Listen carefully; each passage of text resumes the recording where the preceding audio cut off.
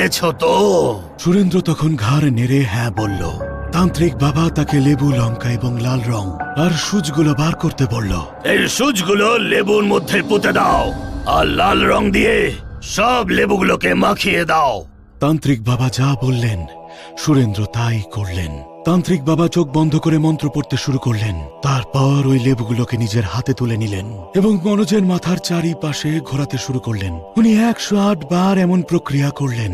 108 বার এমন করার পর মনোজের শরীর শান্ত হয়ে গেল।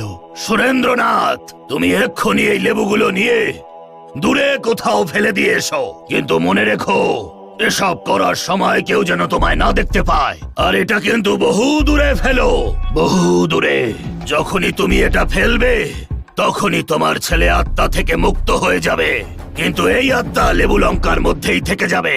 যদি কখনো কারোর পায়ের মধ্যে পড়ে বা কেউ কখনো এটা হাতে তুলে নেবে, তখনও তাকে কিছুতেই ছাড়বে না। সুরেন্দ্রনাথের ছেলে মনোজ এখন ঠিক হয়ে উঠেছে। ও শহরে যাওয়ার জন্য প্রস্তুতি নিচ্ছিল। ওদিকে দীপকের অবস্থা খুবই খারাপ। ও পুরোপুরি পাগল হয়ে গিয়েছিল।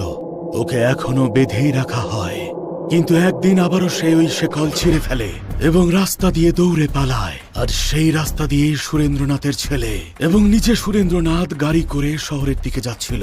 গাড়িটা দ্রুত যাচ্ছিল, তখনই দীপক একটা পাথর হাতে তুলে নেয় আর জোরে গাড়ির কাঁচের উপর ছুঁড়ে মারে।